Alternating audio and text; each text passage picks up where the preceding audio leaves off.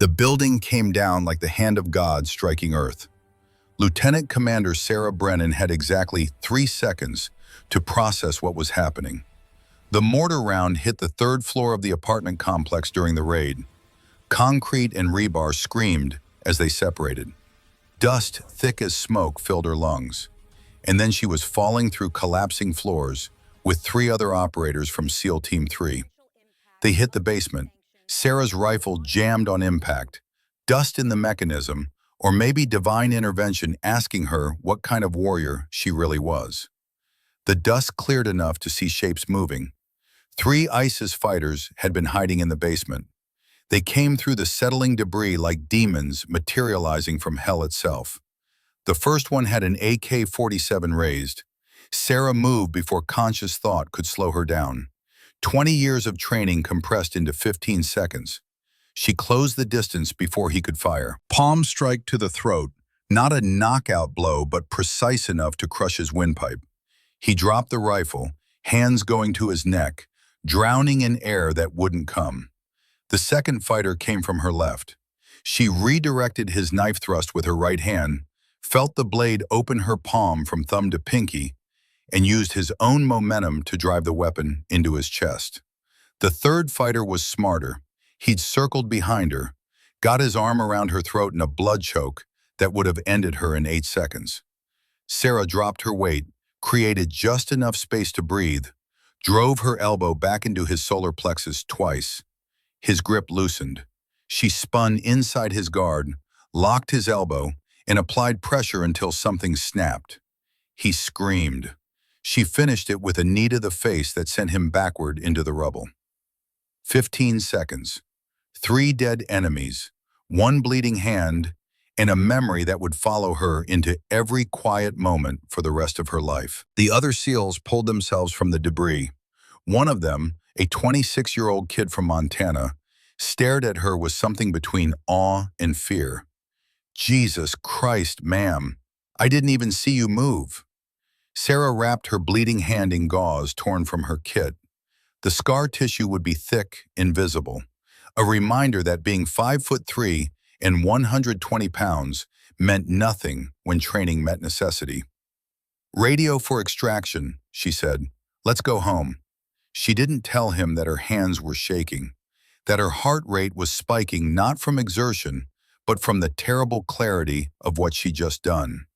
That Master Sergeant Daniel Griffin's voice was in her head, the same words he drilled into her since she was 7 years old. Control and discipline. That is the only true way. Marine Corps Base, Quantico, Virginia. Advanced Combat Training Center, October 15th, 2024. If you're watching this from anywhere in the world, understand something fundamental about the next 2 hours of Sarah Brennan's life. What happened at Quantico wasn't about proving women belonged in combat. Her mother had already done that. Hundreds of women had already done that. Some of them had died doing that. What happened at Quantico was about what happens when assumption meets reality, when bias meets capability, when 8 men who had never lost a fight encountered someone who understood that fighting was never about size. It was about will, skill, and the absolute refusal to be defined by other people's limitations. Sarah stood just inside the entrance of the Advanced Combat Training Center, her sea bag over one shoulder, taking in the hostile stares of 60 Marines who had stopped their drills to watch her arrival. The industrial fans overhead pushed hot air around without cooling anything. The smell of rubber mats and decades of sweat hung thick in the space like an accusation. She was used to this. The silence when she entered a room, the way men calculated her dimensions and decided she didn't belong before she'd even spoken. 5'3", 120 pounds, features that made her look younger than 29. The Navy SEAL trident on her chest that some of them thought she'd inherited rather than earned. 7 men detached from the main group and walked toward her. Not rushed, but deliberate, predatory. They moved with the fluid confidence of people who had spent years mastering violence and had never encountered an opponent they couldn't overwhelm. The man leading them was 6'2", 210 pounds of muscle, and barely contained aggression. His head was shaved to stubble.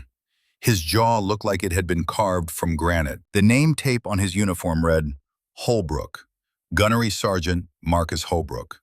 Sarah had read his file. 32 wins, 0 losses in official combat sports competitions. 3 tours in Afghanistan. A fiancé who had died 2 years ago in a training accident. Captain Diana Ashford, F-18 pilot, mechanical failure at 30,000 feet. A man carrying grief and looking for someone to blame. Challenge me, 1 round. Holbrook's voice cut through the gym like a blade. Just 1 round and we'll see if that trident pin is real or just decoration for a dead woman's daughter. The 8 Marines behind him grinned, all of them wrong about what was about to happen, all of them certain they were right. Sarah set her sea bag down carefully, slowly. The movement drew every eye in the room. When she spoke, her voice was quiet, conversational, but it carried clearly across the sudden silence.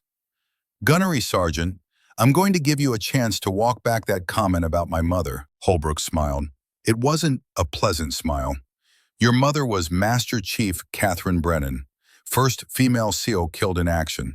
Operation Resolute Strike, Syria, 2020. Very tragic, very heroic. The whole military cried about it for weeks. He leaned closer, close enough that she could smell the coffee on his breath. But here's what I'm wondering, ma'am. Did you actually earn that trident, or did they give it to you because Mommy died and the Navy needed good publicity? Behind him, Corporal Maddox snickered. Sergeant Morrison crossed his arms and smirked. The message was clear. This wasn't just Holbrook's opinion. This was consensus. A figure appeared from the back office.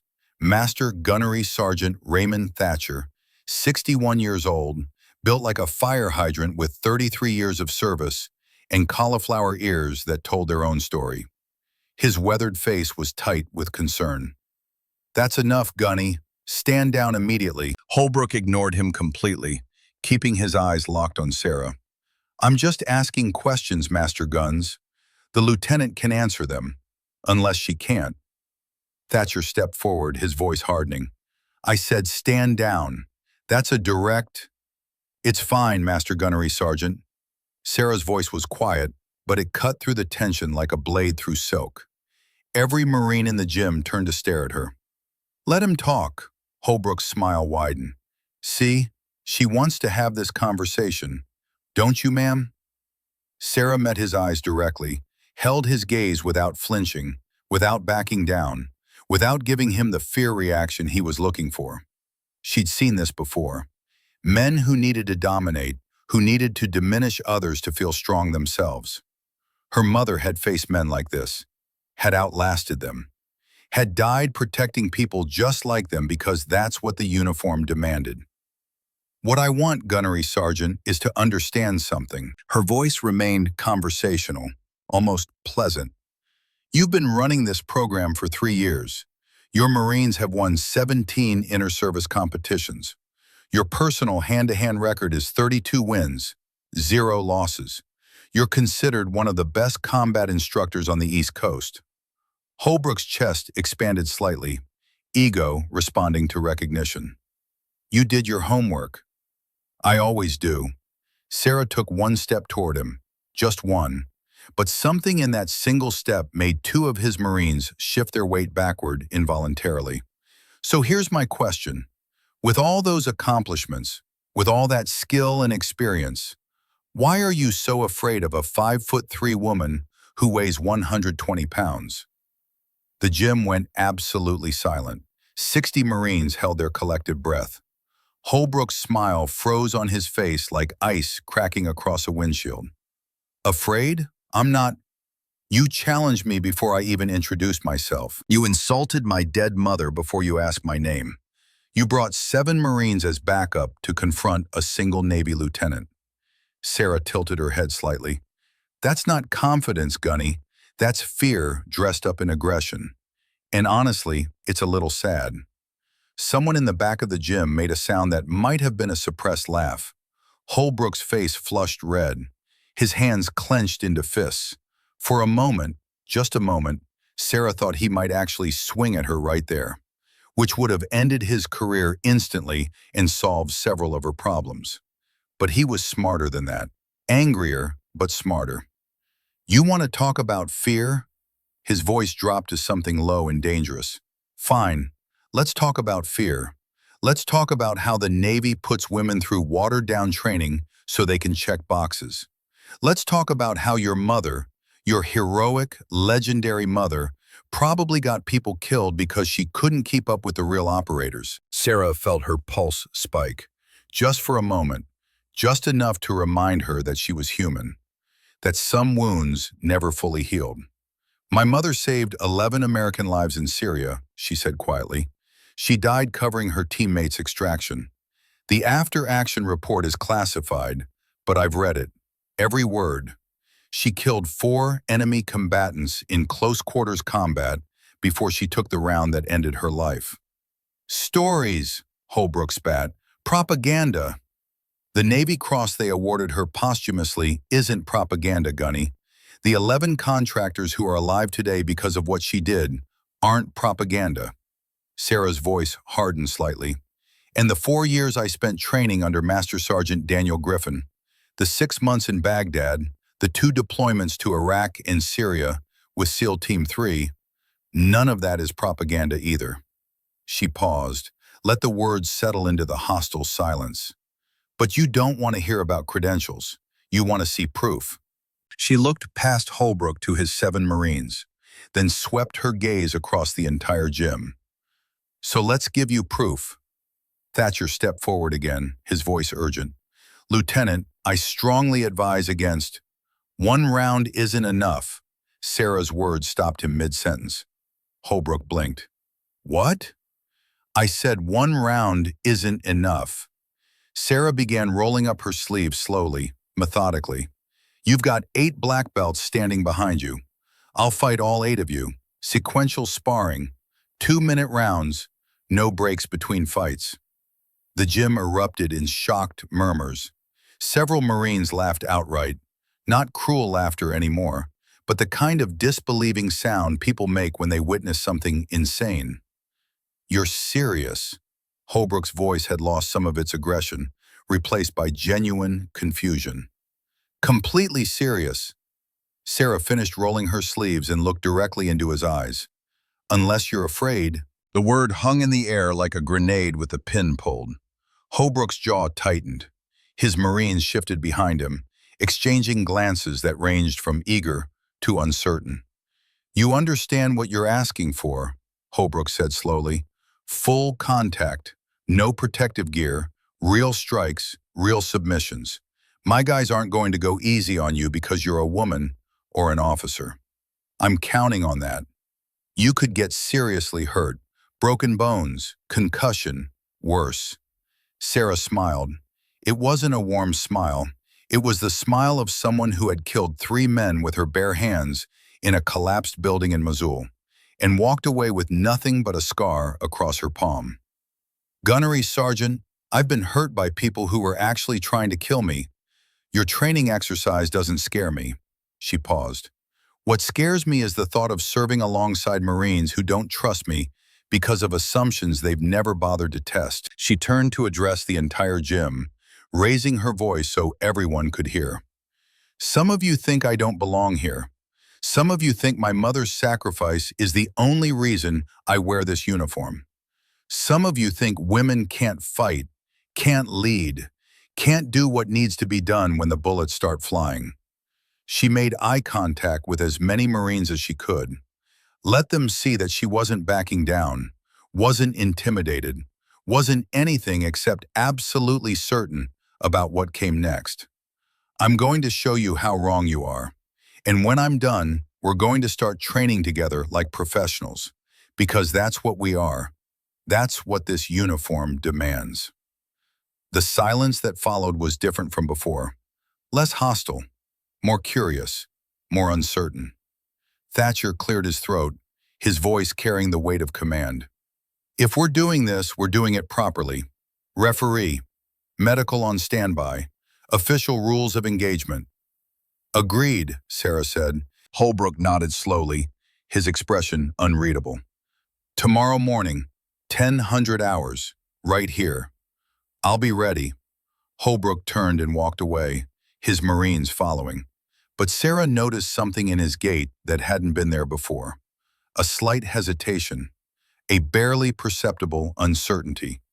Good. Doubt was the first crack in any armor. After most of the Marines had filtered out, Thatcher approached Sarah with an expression that mixed concern with something that might have been respect. "Lieutenant, can I speak freely?" "Of course, Master Gunnery Sergeant. What you just did was either the bravest thing I've seen in 33 years of service, or the dumbest." He paused. "I haven't decided which yet." Sarah allowed herself a small, genuine smile. "Ask me again tomorrow, after the fights." "Those men are killers, ma'am. Trained killers. Holbrook especially. He's got demons I don't think even he understands. Something broke him a couple years back, and he's been taking it out on everyone around him ever since." "I know about Captain Ashford." Thatcher's eyebrows rose. "You know about Diana?" "I know she was an F-18 pilot. I know she was his fiancée. I know she died in a training accident 2 years ago. And I know Holbrook blames women in combat roles for her death, even though the accident had nothing to do with gender." "How do you know all that?" "Because I do my homework, Master Gunnery Sergeant. Always." Sarah picked up her sea bag. "Holbrook isn't my enemy. His grief is. And you can't fight grief with fists. But you can show someone that the story they've been telling themselves isn't true." She started walking toward the exit, then stopped and looked back. "One more thing, Master Guns. Thank you for trying to stop it, for trying to protect me." Thatcher shook his head. "You didn't need protecting." "No," Sarah agreed, "but I didn't come here to be protected. I came here to teach. And sometimes the most important lessons are the ones that hurt." Sarah's quarters on base were sparse. A bed, a desk, a small bathroom. Military efficiency. She'd lived in worse places. Tents in the Iraqi desert, plywood buildings in Syria, the back of a Humvee during a sandstorm that lasted 3 days. She set her sea bag on the bed and carefully removed the 2 items she carried with her on every assignment. The first was a framed photograph of her mother in dress whites. The Navy SEAL trident gleamed on Master Chief Catherine Brennan's chest. She'd been 34 in that photo, taken 3 months before her final deployment. She was smiling, not the formal smile of official military portraits, but the real smile she'd reserved for family. Red hair pulled back in regulation style, green eyes that saw through bullshit like armor-piercing rounds through paper. The second item was older, more worn. A photograph of Master Sergeant Daniel Griffin in his prime, demonstrating a kata to a group of students at Marine Corps Base, Hawaii. Sarah could just barely make out her own 7-year-old self in the corner of the frame, watching with the intense concentration that would define her entire life. 2 people, 2 teachers, both of them responsible for who she'd become. Griffin had been her mother's instructor first, back when Catherine was a young Marine trying to prove herself in a world that didn't want her. He'd been the one to see past her gender and size to the warrior underneath. When Catherine had a daughter, Griffin became Sarah's sensei without hesitation. Over 20 years of training, from age 7 to her first SEAL deployment. 10,000 repetitions of each technique. 10,000 hours of conditioning her body and mind to react without conscious thought. When the moment comes, he'd always said, you won't have time to think. Your body will know what to do, or it won't. Training is how you make sure it knows. Her body had known in Mosul, 15 seconds of violence that proved everything Griffin had taught her was real. Sarah traced the diagonal scar across her right palm. Mosul. The memory was as fresh as the wound had been 2 years ago. The feeling of steel opening her flesh, the warm rush of blood, the absolute clarity that came when death was 3 feet away and closing fast. She'd killed those 3 men without hesitation. without mercy, without anything except the cold, practical necessity of survival. Some nights she dreamed about them, wondered if they'd had families, wives, children, mothers who would weep when they learned their sons weren't coming home. Other nights she didn't dream at all, and that was somehow worse. The absence of guilt was its own kind of haunting. Her phone buzzed, a text from an unknown number. "Lieutenant Brennan, this is Corporal Emma Callahan. I'm sorry to bother you, ma'am. I heard what happened today, what you said to Gunnery Sergeant Holbrook, what you agreed to do tomorrow." Sarah waited. Experience had taught her that people revealed more when you gave them space to speak. "I just wanted to say I hope you win. I really hope you win." Another pause, longer this time. "But I also wanted to warn you. Holbrook's guys have been talking. They're not planning to just beat you. They want to humiliate you, make an example out of you, break something if they can get away with it." Sarah's jaw tightened slightly. She'd expected this. Men who felt threatened didn't just want victory, they wanted dominance, wanted to make certain that the person who'd challenged them never challenged anyone again. She typed a response. "I appreciate the warning, Corporal.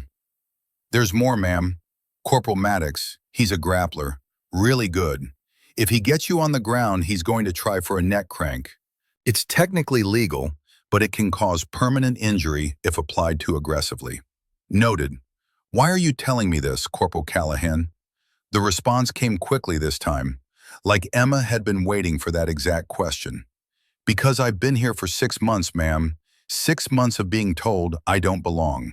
6 months of being passed over for training opportunities because Holbrook doesn't think women should be in his program. 6 months of watching other female Marines wash out because nobody would give them a fair chance." A pause then. "I'm tired of it, ma'am.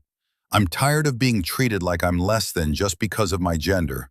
And I'm tired of watching women who worked harder than any of the men get pushed out because the system is rigged against them."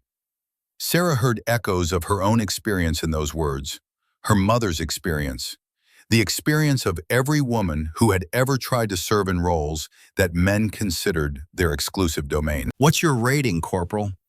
"Green belt, ma'am, but I should be brown. I've passed all the requirements twice, and both times Holbrook found some excuse to deny my promotion." Sarah made a mental note. After tomorrow, that would change. One way or another. After tomorrow, that's going to change. "I'm not just here to teach techniques, Corporal. I'm here to fix a broken system. Holbrook is part of that system, but he's not the disease. He's a symptom. The disease is the belief that combat effectiveness is somehow linked to gender, and I'm going to cure it." There was a sound on the other end of the line that might have been a suppressed sob. "Thank you, ma'am. Thank you for coming here. Thank you for fighting." "Don't thank me yet, Corporal. Thank me after I win." Sarah ended the call and sat in the darkness for a long time, thinking about broken systems and the people who maintain them. Her mother had faced the same battles, had fought the same fights, had proven herself again and again, only to be doubted again and again. In the end, Catherine Brennan had given her life protecting her teammates. And even then, even after the ultimate sacrifice, there were still men like Holbrook who questioned whether she'd really belonged. Some battles never ended. Some walls had to be torn down, brick by brick, generation by generation. Sarah reached into her sea bag and pulled out the small wooden box she kept buried under her uniforms. Inside was something she'd found in her mother's personal effects after the funeral. A note, handwritten on Navy stationery, sealed in plastic to protect it from the elements. "Sarah, if you're reading this, I'm gone. Don't waste time grieving. I did what I loved, and I did it well. What matters now is what you do next. Trust Thatcher. He knows about Valkyrie. Locker 247. The evidence is there. Finish what I started. Make them remember us, all of us. Mom." Sarah had read that note 100 times, had memorized every loop and curve of her mother's handwriting. But she'd never understood what Valkyrie meant. never knew what evidence her mother was talking about, never opened locker 247 because she didn't know where it was or what it contained. Tomorrow, after the fights, she would find Thatcher and ask him, because something told her that these 8 rounds weren't just about proving herself to a gym full of skeptical Marines. They were about something bigger, something that had gotten her mother killed. And Sarah Brennan had never walked away from a fight in her life. She placed the photograph of her mother back on the desk, next to Griffin's picture. 2 warriors who had shaped her into who she was.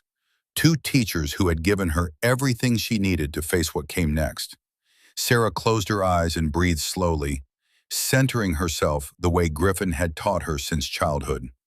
In through the nose, out through the mouth. Let the thoughts come without attachment. Let them pass without judgment. Tomorrow she would fight 8 men who wanted to prove she didn't belong. 8 men who were bigger, stronger, and convinced of their own superiority. They were wrong, and she was going to show them exactly how wrong they were. Control and discipline, she whispered to the darkness. That is the only true way. Outside her window, the Virginia night settled over Quantico like a held breath. Somewhere in the training center, Holbrook and his Marines were planning their strategy. Somewhere in Washington, people she'd never met were watching her progress and making calculations about what her success or failure meant for their careers. And somewhere in the cold ground of Arlington National Cemetery, Catherine Brennan rested under white marble, waiting for her daughter to finish the fight she'd started. Sarah opened her eyes, set her jaw, made a promise to herself and to her mother's memory. Tomorrow, the world would learn what happened when assumption met reality. Tomorrow, 8 Marines would discover that size and strength meant nothing against skill and will. Tomorrow, Sarah Brennan would prove what her mother had died believing, that excellence had no gender, no size, no limitation except the ones people impose on themselves. And God help anyone who stood in her way. The morning of the fight dawned gray and overcast. Sarah awoke at 0500, 2 hours before the scheduled confrontation. She went through her morning routine methodically, stretching, breathing exercises, a light breakfast of oatmeal and fruit. No protein too heavy, no coffee, too much stimulant, just clean fuel for the engine she was about to push to its limits. At 700, she changed into her training uniform. White fabric worn soft from years of use, but immaculately clean. Her 4th-degree black belt, faded and frayed at the edges from a decade of training, wrapped around her waist with the precision that Master Sergeant Griffin had drilled into her since childhood. She looked at herself in the small mirror above her sink, the same features that made people underestimate her.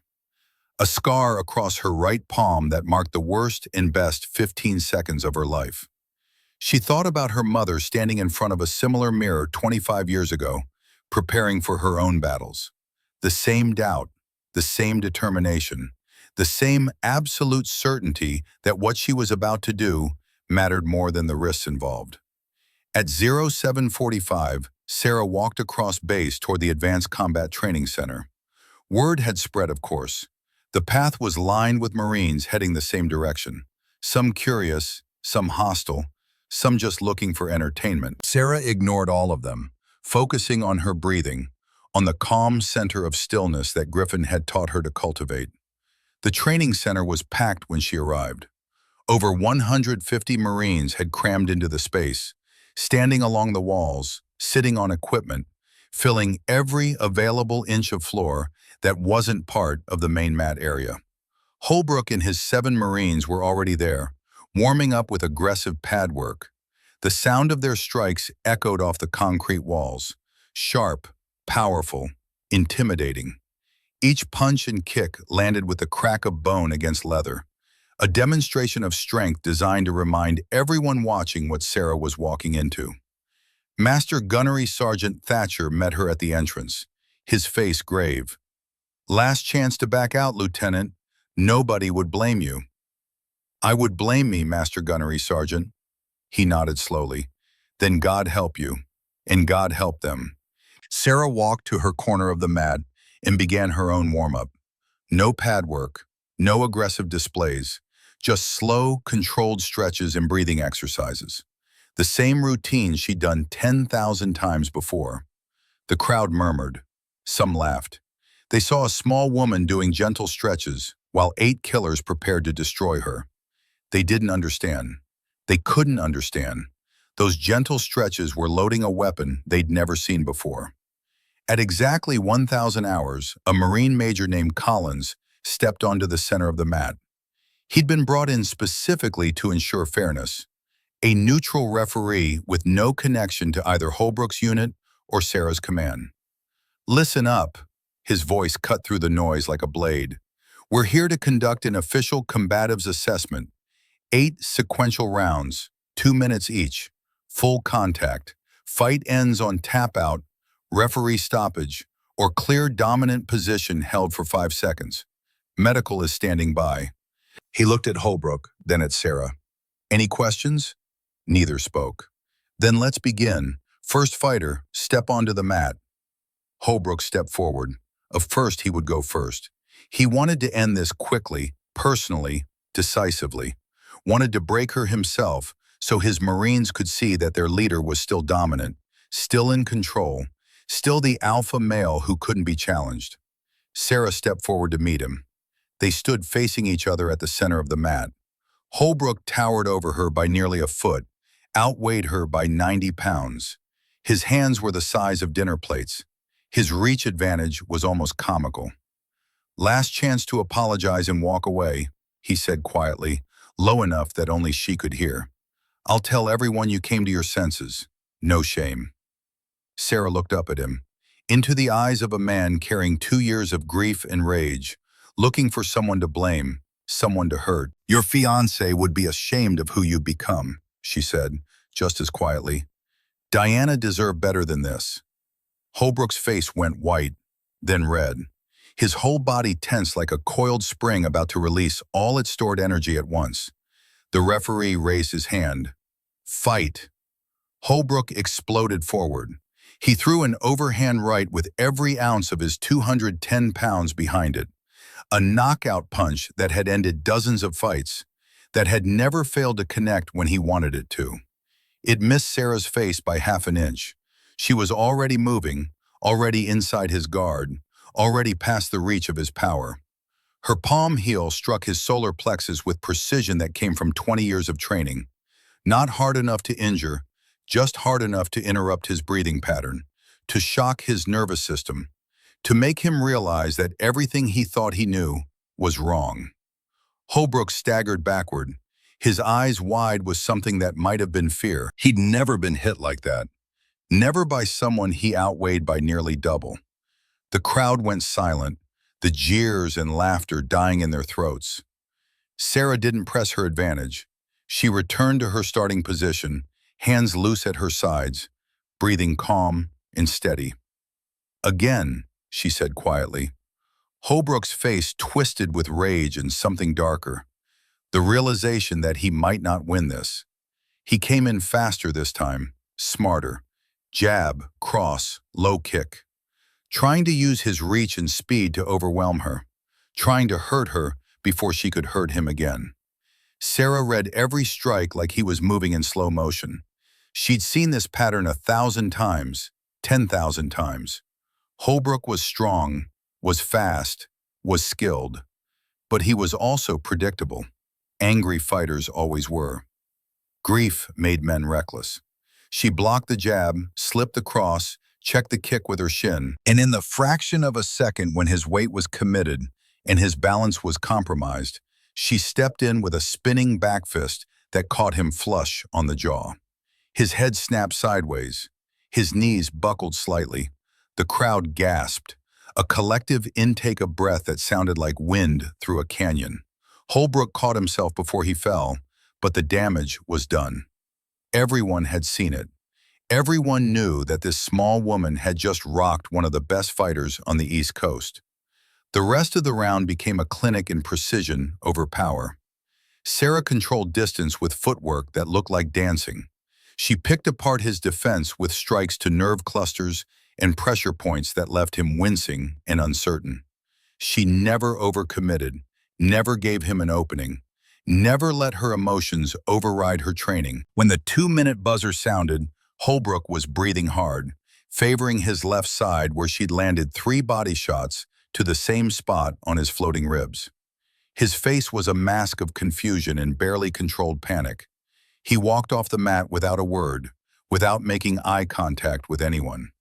Sarah stood perfectly still, barely winded, watching the next fighter step forward. Corporal Tyler Maddox, the grappler, the one Emma had warned her about, the one whose sister Rachel had died in Afghanistan 3 years ago, and who'd been taking out his grief on every female Marine he encountered ever since. "Round 2, the referee announced. "Fight." Maddox shot for her legs immediately, going for a double-leg takedown that would put her on her back, where his weight and ground skills would be overwhelming. No feeling-out process, no testing, just straight to the technique that had won him 17 consecutive matches. Sarah sprawled perfectly, hips back, weight down, legs sprawling wide to deny him any grip.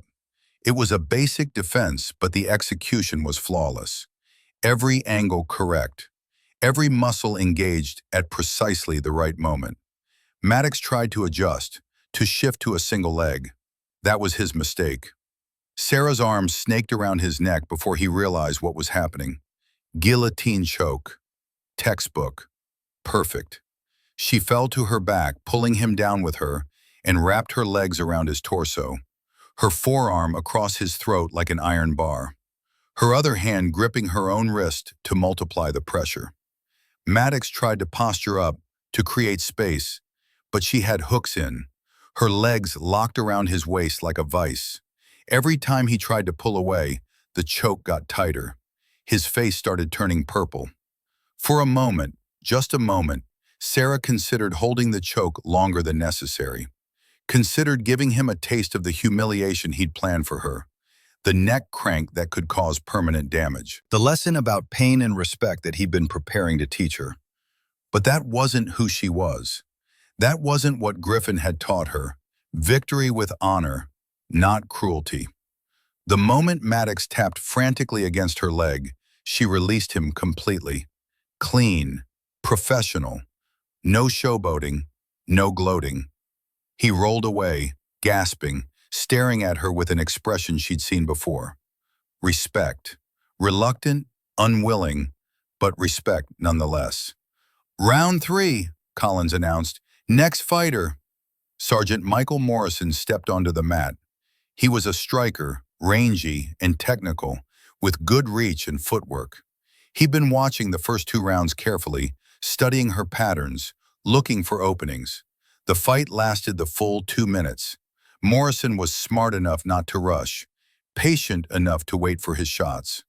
But Sarah was always one step ahead, always positioned perfectly, always making him pay for every mistake. She controlled him like a puppeteer controlling a marionette, letting him think he had chances, then denying them at the last possible moment.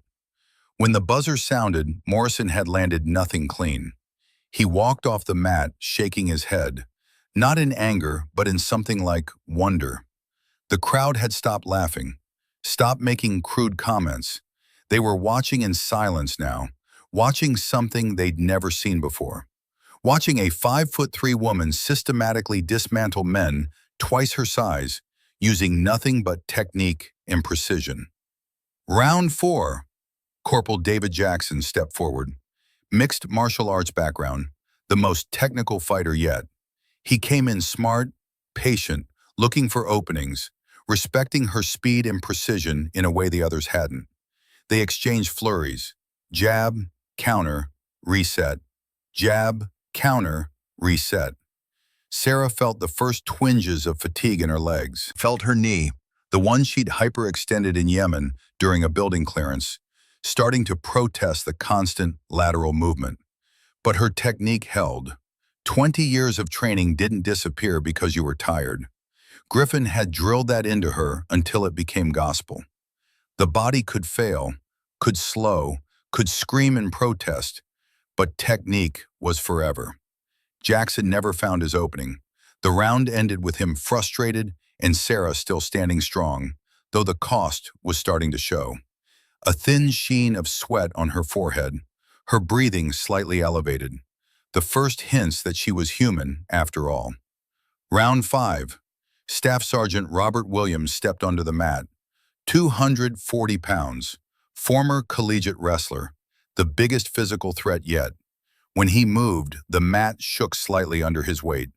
He got her down, shot low, caught her legs while she was still recovering from a kick, and drove her backward into the mat with the force of a car crash. He achieved mount position, the worst possible place for someone her size to be. For 3 eternal seconds, the crowd held its breath. This was it. This was where size and strength would finally overcome skill. This was where the natural order would reassert itself. But Sarah didn't panic, didn't freeze, didn't make the mistake that fear wanted her to make. She bumped her hips, creating space. She shrimped to the side, making him post his hand to maintain balance. Williams tried to advance to a submission, over-committing his weight forward to go for an armbar. That was all she needed. Sarah reversed him with a sweep that would have made Griffin weep with pride, used his own momentum against him, found herself suddenly on top, in side control, and before Williams could process what had happened, she locked in a kimura that bent his shoulder to the breaking point. He tapped immediately, slapped the mat 3 times in rapid succession. Sarah released the lock and rolled away. 5 down, 3 to go. She stood slowly. Her knee was screaming now. Her lungs burned. Sweat soaked through her uniform. But she was still standing, still fighting. And the Marines who had come to watch her humiliation were witnessing something else entirely. They were witnessing a demonstration of what discipline really meant, what training really accomplished, what it looked like when someone small and underestimated refused to be defined by other people's limitations. Sergeant Thomas Anderson stepped onto the mat for round 6. He was aggressive, trying to overwhelm her while she was visibly tired. Sarah switched to pure defensive mode, made him miss, made him waste energy chasing her around the mat, let him punch air while she conserved what little she had left. At 90 seconds, Anderson was breathing harder than she was. At 1 minute 50, she caught him with a counter right hand that stunned him just enough. She took his back, locked in a rear naked choke, and squeezed with everything she had left. He tapped at 1 minute 57. 6 down, 2 to go. Sarah's hands were trembling now, not from fear, but from the accumulated stress of 6 fights in 12 minutes. Her knee felt like it might give out if she put too much weight on it wrong. Blood from a cut above her eye was making her blink to keep her vision clear. But Corporal James Brooks was already stepping onto the mat for round 7, and there was no time to rest, no time to recover. That was the point of this challenge.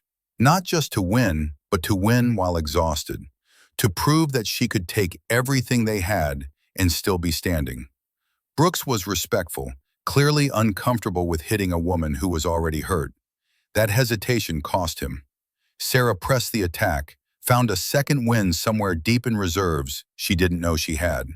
Combinations came faster than Brooks could defend. She backed him against the edge of the mat and unleashed everything Griffin had ever taught her in a 30-second flurry that ended with Brooks turtling up, covering his head with his hands. Collins stepped in. Fight stopped, dominant position, technical knockout. 7 down, 1 to go. Sergeant William Thompson was the last fighter. He stepped onto the mat slowly, and Sarah could see it in his eyes. He didn't want to be here. Didn't want to hit an opponent who could barely stand. Didn't want to be part of whatever lesson Holbrook had been trying to teach. But Holbrook was shouting from the sidelines now, his voice ragged. Finish her, Thompson. End this. Thompson came forward reluctantly, threw strikes without real conviction behind them. Sarah could see he was pulling his punches, could feel that he wasn't trying to hurt her. She almost felt sorry for him.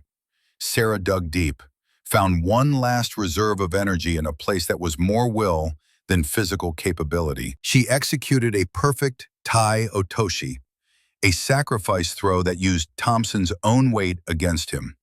They hit the mat together, but Sarah landed on top, immediately transitioning to a pin.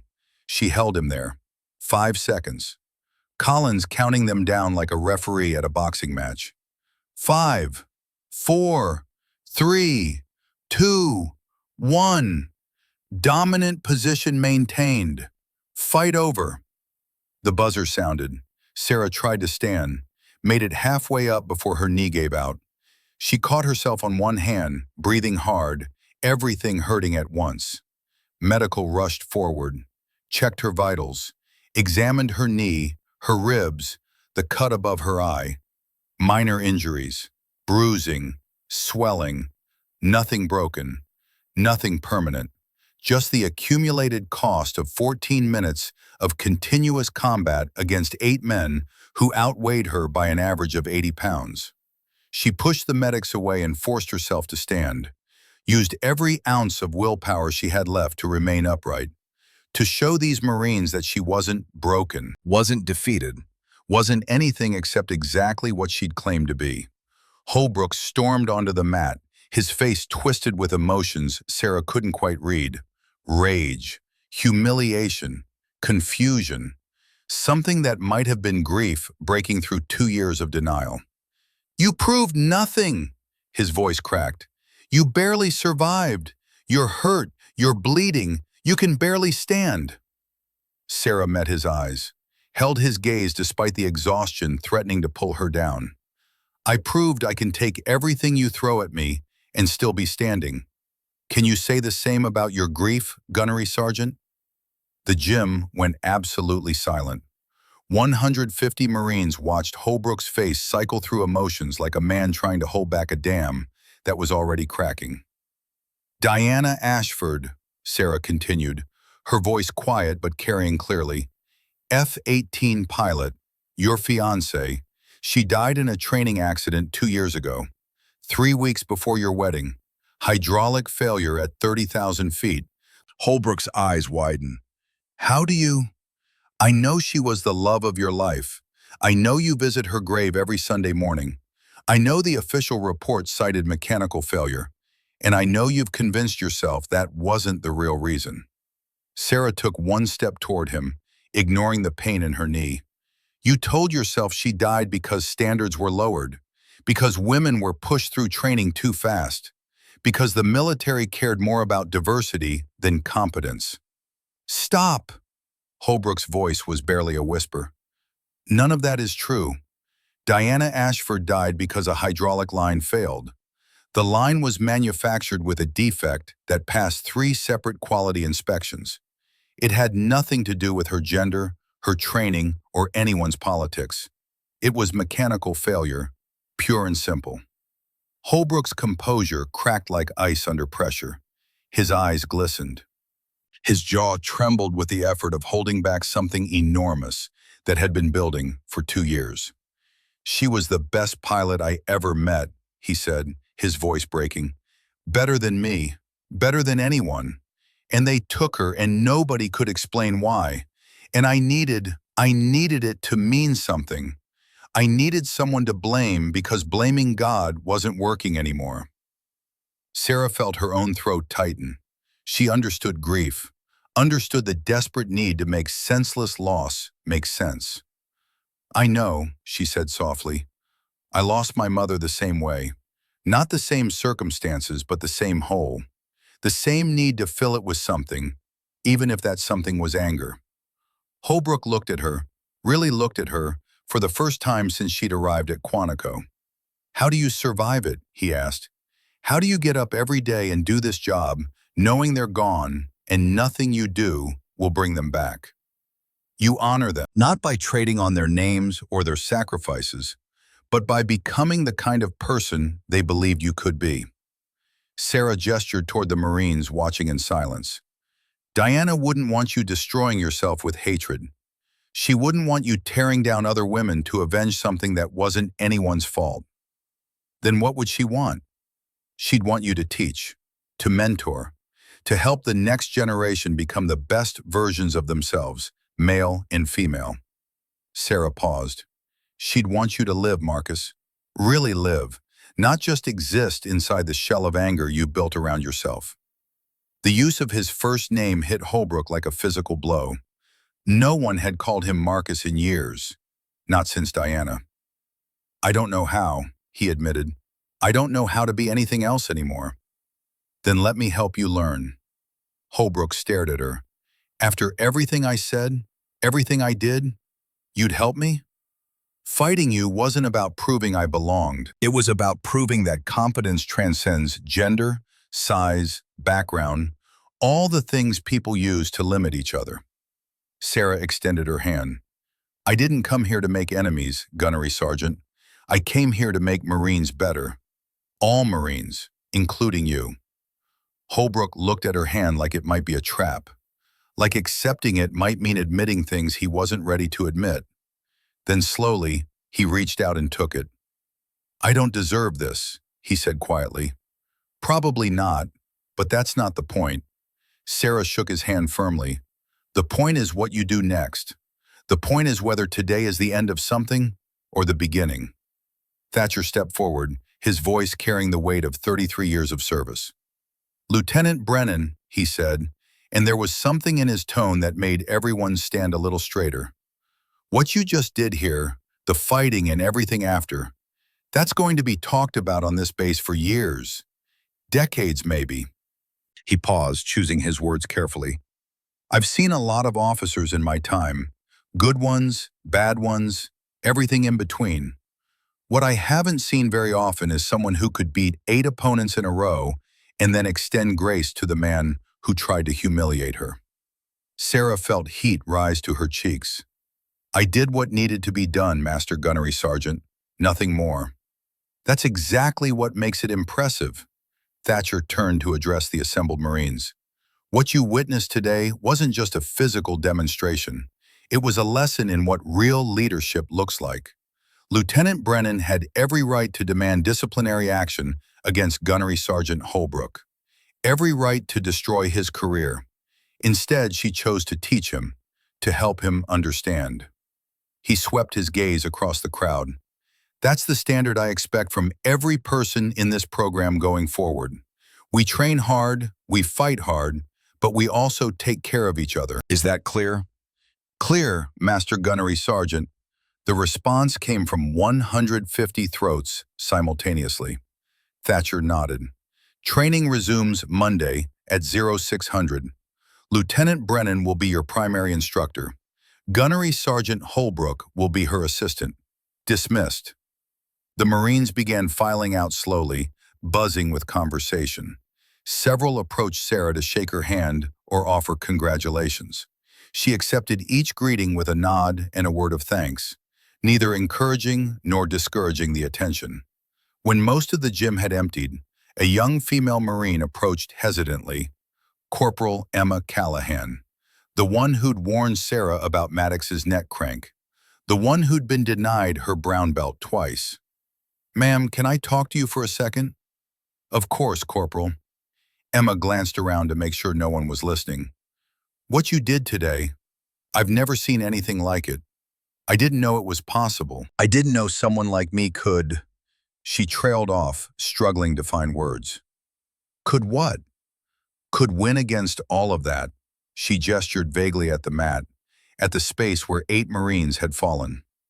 "I've been fighting my whole life, fighting to be taken seriously, fighting to earn what men get handed to them.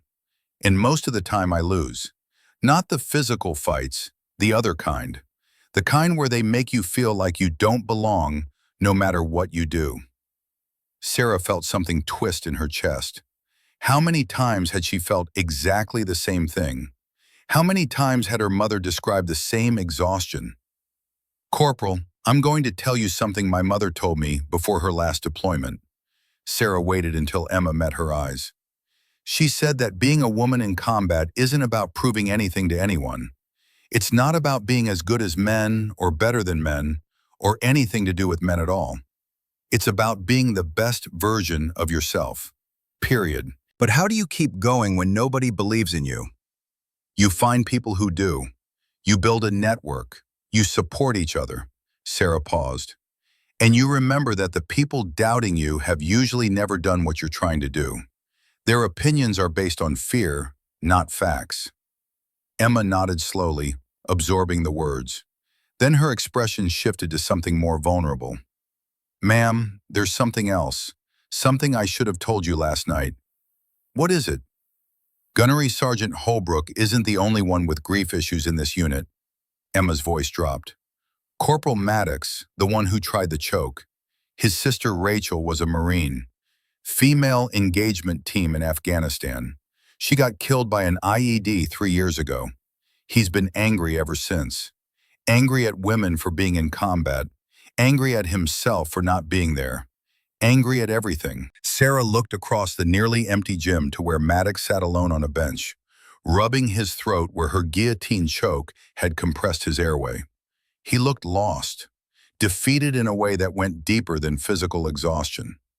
Thank you for telling me, Corporal. Just don't give up on them, ma'am. Even when they're at their worst, most of them don't know how to be better. Nobody ever showed them. Emma walked away, leaving Sarah alone with her thoughts. She'd come here expecting one kind of battle, the kind fought with fists and technique. What she'd found instead was something far more complex. A unit full of damaged people using aggression to mask pain. A system that had failed them long before she arrived. This wasn't going to be fixed with one demonstration, no matter how dramatic. This was going to take time. Sarah walked toward Maddox slowly, giving him plenty of warning that she was approaching. He looked up when she was about 10 feet away, his expression weary. Come to gloat, ma'am? No. Sarah stopped a few feet in front of him. I came to ask about your sister. Maddox went very still. What do you know about my sister? Only what I've been told. Female engagement team. Afghanistan. Killed in action.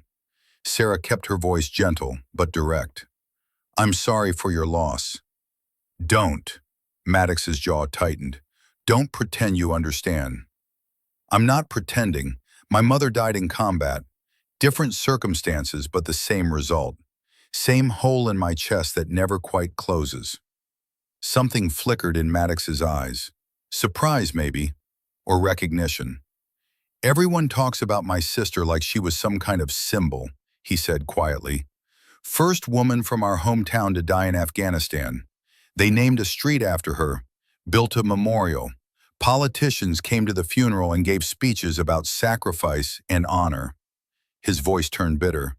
But none of them knew her. None of them knew that she was afraid of spiders, but not Taliban fighters. That she sang country songs off-key when she was happy. That she called me every Sunday night, no matter where she was deployed, just to make sure I was okay. Sarah sat down on the bench next to him. Not close enough to crowd him, but close enough to show she wasn't leaving. What was her name? Rachel. Rachel Elizabeth Maddox. He said the name like a prayer. She was 2 years older than me, always protecting me even when I didn't want protection. When I enlisted, she was furious, told me the Marines would chew me up and spit me out, told me I wasn't tough enough. Were you? A ghost of a smile crossed his face. No, she was right. She was always right. But she helped me get tough. Called me every week of boot camp with advice, encouragement, sometimes just stories to make me laugh. The smile faded. And then she was gone. Just like that. One IED. 1 second. 23 years of life erased because she was in the wrong place at the wrong time. And you've been angry ever since. Angry? Maddox laughed, but there was no humor in it. I've been furious. At the Taliban for planting that bomb. At the Marine Corps for sending her into danger. At God for not protecting her. At women in combat for existing. Because every time I see one, I remember that Rachel isn't here anymore. He turned to look at Sarah directly. I know it doesn't make sense. I know Rachel would hate who I've become. She believed in women serving. She was proud of what she did. And here I am, trying to hurt every female Marine I meet because I can't deal with the fact that she's dead, and I couldn't save her. You couldn't have saved her. You don't know that. I do know that because I played the same game with myself 1,000 times. If I'd been there, if I'd warned her, if I'd somehow known. Sarah shook her head. It doesn't change anything. The guilt, the what-ifs, the bargaining, none of it brings them back. It just destroys the people left behind. Maddox was quiet for a long moment. When he spoke again, his voice was smaller, more vulnerable than Sarah had heard before. How do you stop? How do you let go of the anger? I'm not sure you ever do completely, but you learn to redirect it, to use it for something productive instead of destructive. Sarah stood up. Rachel believed in women serving. She died doing what she believed in. You can honor that by helping other women succeed, or you can dishonor it by trying to tear them down. That's your choice. Nobody can make it for you. She started to walk away, then stopped. Corporal Callahan has been denied her brown belt twice. From what I can tell, she's earned it both times. When training resumes Monday, I expect that situation to be corrected. Maddox looked up sharply. Ma'am, you're going to help her prepare for her reevaluation. You're going to make sure she's ready. And when she passes, not if, when, you're going to be the first person to congratulate her. Sarah held his gaze. That's not a request, Corporal. That's an order. She walked away before he could respond, leaving him alone with his thoughts and his ghosts, and the beginning of something that might eventually become healing. Thatcher was waiting by the exit, his expression unreadable. Lieutenant, we need to talk. Privately. They walked together across the base to Thatcher's office, a small, cluttered space filled with photographs from 33 years of service. Pictures of young Marines in Desert Storm, Kosovo, Iraq, Afghanistan. A third of a century of war compressed into frames on a wall. Thatcher closed the door and gestured for Sarah to sit. He pulled a file from his desk drawer, thick, yellowed with age, marked with classification stamps that had been partially redacted. Your mother told you to trust me, he said without preamble. She told you about Locker 247. Sarah's heart rate spiked. You knew about the note? I helped her write it. Thatcher opened the file. Project Valkyrie, 1989 to 1992. 12 women. Your mother was number 1. I was one of 3 instructors assigned to train them. He spread photographs across the desk. 12 women in combat gear, faces young and serious, standing in front of what looked like an Eastern European building. Sarah's breath caught when she recognized her mother. Younger, harder, with the same green eyes that stared back from Sarah's mirror every morning. What was Project Valkyrie? The question nobody in the Pentagon wanted answered. Thatcher leaned back in his chair. Can women operate at the same level as male special operations forces? These 12 women proved the answer was yes. 94% mission success rate over 3 years, better than the male SEAL teams operating in the same theaters during the same period. Then why haven't I ever heard of it? Because someone buried it, Thatcher's voice hardened. 1992, Cold War ends. Defense contractors start lobbying Congress. Billions of dollars in equipment contracts designed specifically for male physiology. Female success in special operations meant costly redesigns, lost profits, angry shareholders. He pulled out another document, a memo dated December 1992, signed by someone named Lawrence Blackwell, Junior Defense Department Liaison. Blackwell recommended the program be classified for national security reasons. Real reason was $2.3 million in consulting fees from 3 defense contractors who stood to lose contracts if women proved they could do the job. Sarah felt something cold settle in her chest. You're saying they buried evidence that women could succeed in special operations because it was bad for business? I'm saying worse than that. Thatcher pulled out more documents. Accident reports, death certificates. 4 of the Valkyrie operators died between 1993 and 2019.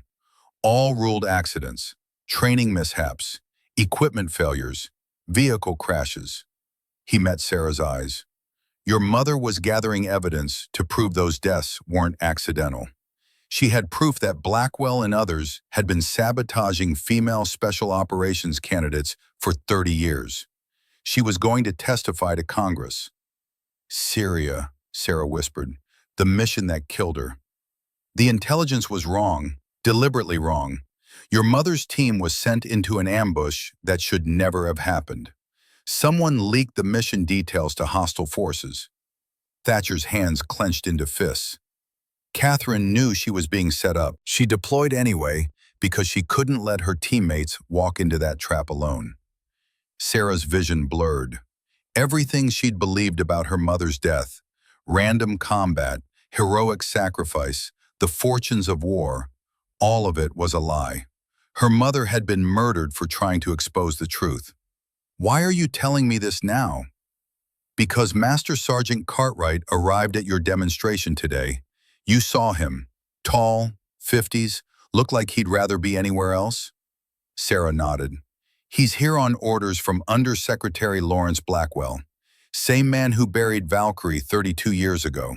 He's now number 3 in the Pentagon chain of command. Thatcher leaned forward. Blackwell knows you're here, knows you're succeeding where your mother did, and he's very interested in making sure you fail. Let him try. Sarah. Thatcher used her first name, something he'd never done before. These people killed your mother.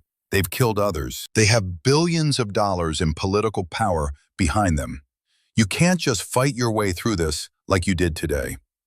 Then what do I do? You finish what Catherine started. Build evidence they can't classify away. Make yourself so successful, so visible, that they can't touch you without exposing themselves. He handed her a key. Locker 247 is in the basement equipment room. Your mother left everything there. Files, recordings, proof of what Blackwell did.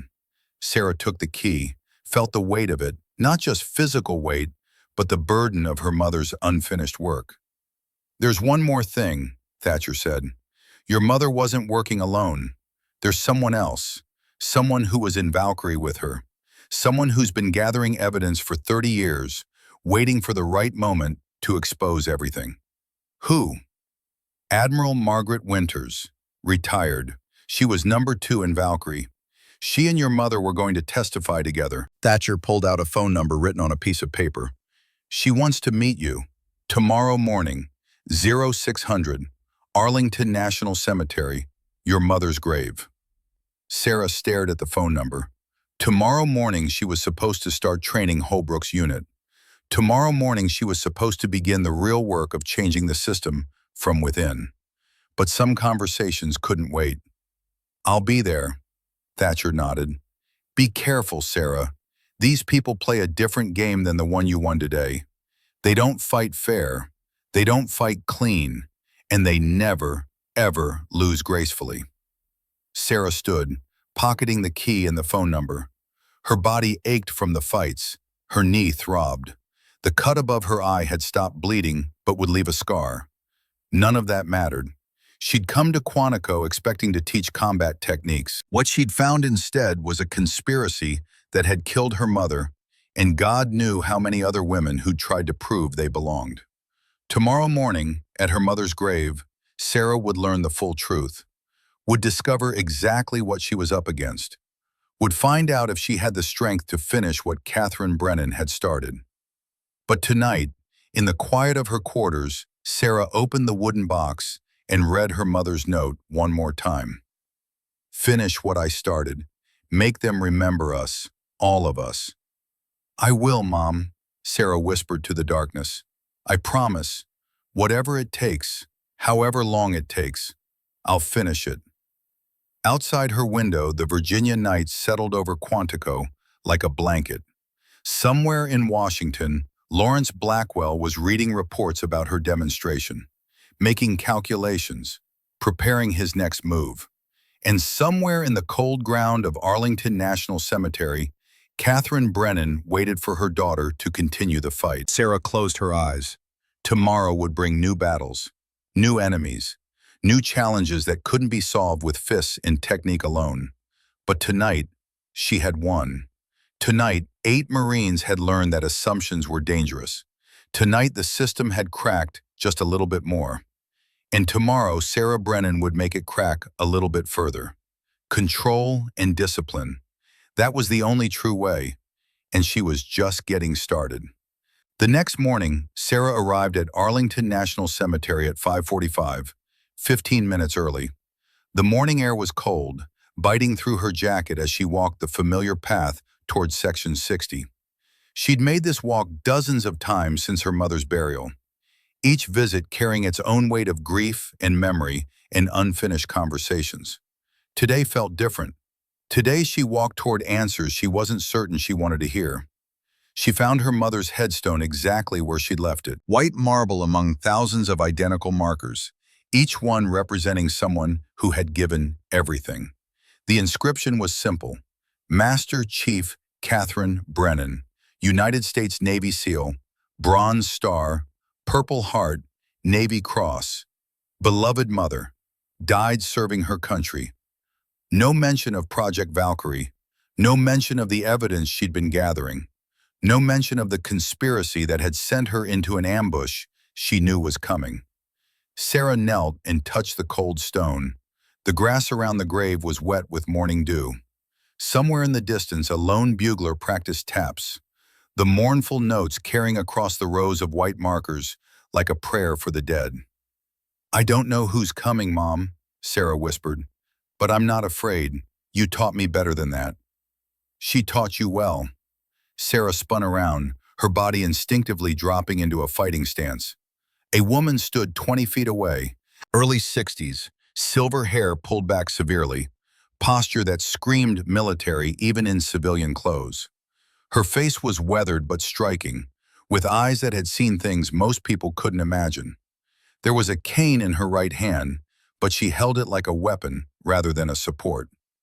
"Who are you?" "My name is Admiral Margaret Winters, retired."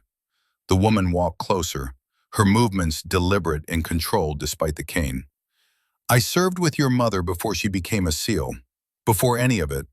Project Valkyrie, 1989 to 1992. Catherine and I were the only two who made it all the way through."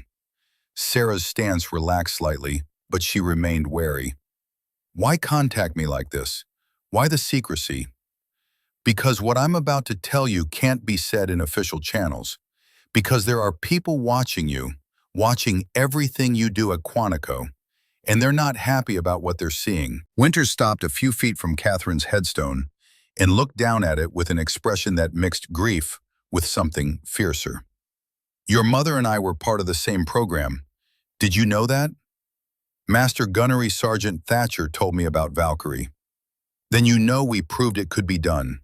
12 women, 2 years of training, 3 years of operations in the Balkans and Eastern Europe, Serbian weapons caches, intelligence gathering, high-value target extractions." Winter's voice hardened. "We had a 94% success rate, better than the male SEAL teams operating in the same region during the same period. Then why keep it secret? Politics, fear, money." Winters turned to face Sarah directly. "The real threat wasn't that we might fail, it was that we might succeed. And we did. We proved that women could operate at the highest levels of special operations. That meant equipment redesigns, new training protocols, billions of dollars in contracts that defense contractors would have to renegotiate." She pulled a thick envelope from her jacket. "In 1992, a junior Defense Department liaison named Lawrence Blackwell recommended that Project Valkyrie be classified for national security reasons. The real reason was $2.3 million in bribes from Boeing, Lockheed Martin, and Raytheon. They paid him to make us disappear." Sarah felt her hands clench. "And you let him?"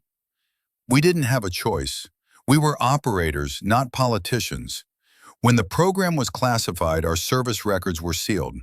Our missions were erased. Officially, we never existed." Winters' voice cracked slightly. 4 of us died trying to prove otherwise. Training accidents, equipment failures, car crashes that weren't accidents at all. My mother was gathering evidence. Your mother was building a case that would have sent Blackwell and 11 others to prison for conspiracy, fraud, and murder. Winters handed Sarah the envelope.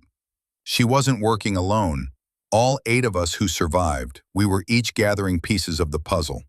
Catherine had the financial records. I had the mission reports. Others had witness testimony, equipment sabotage documentation, death certificates with altered autopsy reports. Sarah opened the envelope. Inside were documents that made her blood run cold. Bank transfers, email chains, recorded phone conversations. A systematic pattern of corruption spanning 3 decades. And at the center of it all, one name appearing again and again, Lawrence Blackwell. Syria wasn't random, Winters said quietly. Catherine knew the intelligence was wrong. She knew someone had leaked her team's route to hostile forces. She deployed anyway because she couldn't abandon her teammates. Why didn't she expose it before she left? Because she didn't have all the pieces yet. She was close, but not close enough to make it stick. Winters' eyes glistened. She sent each of us fragments of evidence before that deployment. Insurance. She knew she might not come back. Wanted to make sure the truth survived, even if she didn't. Sarah looked down at her mother's grave. Imagine Catherine suiting up for that final mission, knowing it was a trap, going anyway because that's what the uniform demanded. Courage didn't mean not being afraid. It meant doing what needed to be done despite the fear. What do you want from me? I want you to finish what Catherine started. You're already doing it, changing minds at Quantico, proving that competence matters more than gender. But that's not enough. Winters stepped closer, her voice urgent. Blackwell is now Undersecretary of Defense, 3rd in the Pentagon chain of command. He's been sabotaging female special operations candidates for 30 years. He sent Master Sergeant Cartwright to your demonstration yesterday to document your failure. I didn't fail. No, you didn't, and that terrifies him. Winters pulled out another document. This is Catherine's final mission report, the real one, not the sanitized version in the official record. She documented everything, the wrong intelligence, the suspicious timing, the fact that she was ordered to deploy despite red flags. She knew someone was setting her up. This proves it. Sarah took the document with trembling hands, her mother's handwriting, her mother's words, a final testimony written hours before she died. There's going to be a Senate hearing in 6 weeks, Winters said. Committee on Armed Services. They're reviewing gender integration policies across all military branches. Blackwell will testify. He'll present data showing that women in combat roles decrease unit effectiveness. He'll recommend rolling back integration policies. Can he do that? He can if nobody challenges him, if nobody presents evidence that contradicts his narrative. Winters met Sarah's eyes. I'm dying, Sarah. Stage 4 cancer. 6 months, maybe less. I can't fight this battle anymore. But you can. You're young. You're visible. You just beat 8 Marines in sequential combat. The media is already calling you the next Catherine Brennan. I'm not my mother. No, you're better. Catherine proved women could fight. You're proving they can win. Winters put her hand on Sarah's shoulder. Testify at that hearing. Present this evidence. Expose what Blackwell did. Not just for Catherine, but for all of us.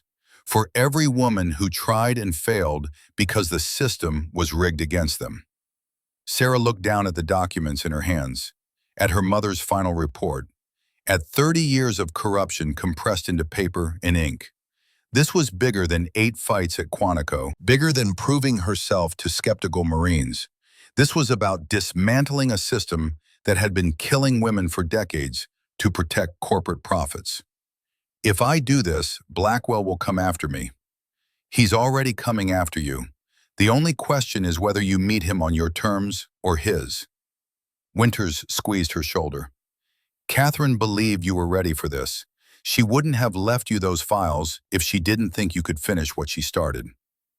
Sarah knelt at her mother's grave one more time, traced the letters of her name carved into marble, thought about all the conversations they'd never have, All the wisdom Catherine would never share. All the moments stolen by men who valued money more than lives. "I'll do it," Sarah said. "I'll testify. I'll expose everything. Whatever it takes." "Good." Winter stepped back. "Master Gunnery Sergeant Thatcher has the rest of the files. Locker 247. Everything Catherine gathered is there. Use it wisely. Build your case carefully. And watch your back. These people have killed before." "How do I contact you if I need help?" "You don't. After today, I'm disappearing. Going underground until the hearing." Winters smiled sadly. "But I've arranged for allies to find you when you need them. People who worked with Catherine. People who believe in what she was trying to do. They'll reach out when the time is right." She turned and walked away, disappearing among the rows of white headstones before Sarah could think of anything else to say.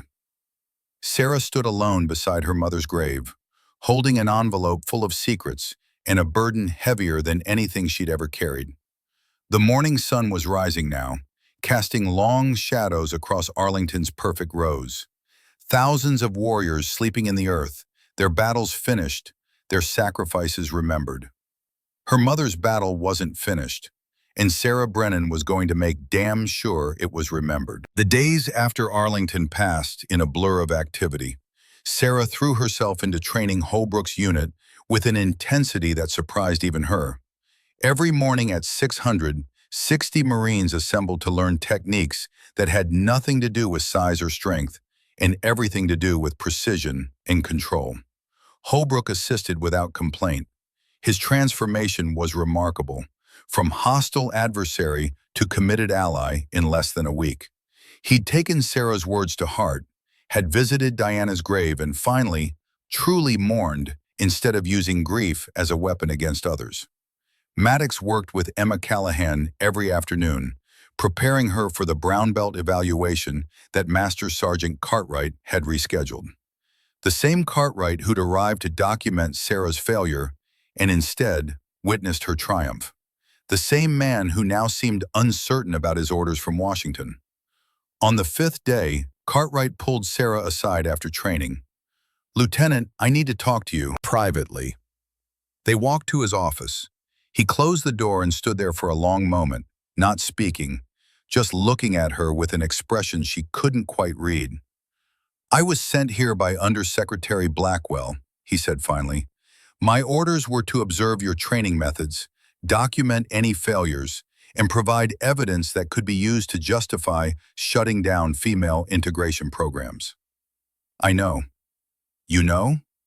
"I know a lot of things, Master Sergeant, including the fact that your daughter Anne failed out of Marine officer training 5 years ago, that she blamed you for sabotaging her, that she took her own life 6 months later." Cartwright's face went pale.